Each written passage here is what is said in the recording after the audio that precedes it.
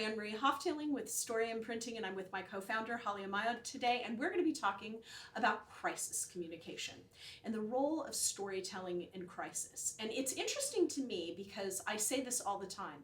I defy you to turn on any news channel, I don't care what your political leanings are, and for the word narrative and the phrase controlling the narrative not to emerge within the first 10 minutes. It's everywhere, this idea of how we actually control the narrative in the story. So I want to talk to you a little bit about this idea of crisis and how to use storytelling in crisis communication. Yeah, so I've done this kind of work for a very long time for all kinds of companies. And I think there's kind of two tracks. You can use storytelling both in your response immediately to a crisis, right? Where you're talking about what your company has done, how you're taking responsibility, and where you're moving forward. But also, I tell all of my clients, a crisis plan should be backed up by a veritable library of positive stories that show how wonderful and kick-ass your company is, right? And I think that gets lost a lot of the times. Like we see a lot of very sanitized statements, when something happens with a company in the press, and it's just it's almost like you would read it like as an exhibit to a lawsuit or something, right? Just very language that doesn't tell me anything, that just seems like somebody just threw it together from a template.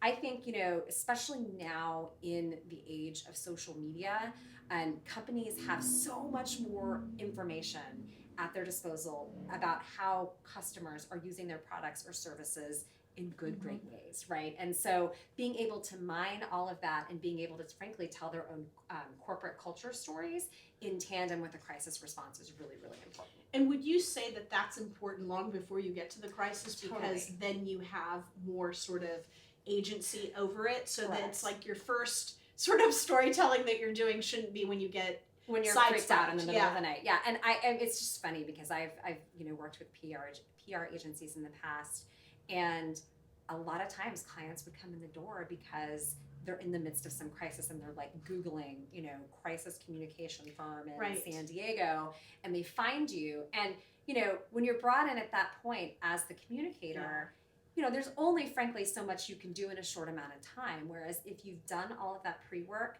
and storytelling is a foundational piece of your culture, then it's a lot easier to go mine those stories and bring them in to support a crisis strategy. Yeah. What would you say is the biggest failure of companies when they're faced with crisis in terms of their PR response?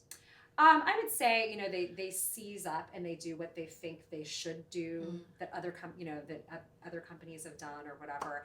I think it's typically, like I mentioned, just having this response on a piece of paper that just doesn't tell me anything about, like, are you taking responsibility? Because if you're in crisis and there's some responsibility to be had, you need to claim it. Yeah. And then you need to talk about your vision forward. Like, what are you doing differently? What do you stand for, right? I mean, if you stand for nothing, you'll fall for anything, that old adage, right? So I think those are really key pieces. And I think now that storytelling is becoming more of in the corporate consciousness, I guess, we are seeing more of a turn and a willingness to go mine those stories in advance. But the preparation is key, and so many companies are still kind of behind the eight ball on that. Yeah.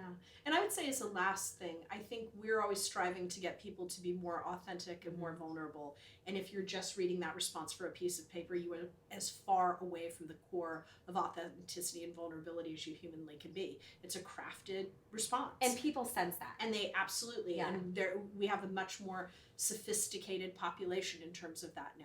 Everybody can kind of sense immediately. So when you're looking at crisis communication, remember that it's just a form of communication at large, and all communication is in the form of narrative. So keep an eye out for us and make sure to check us out at storyimprinting.com. See you next time.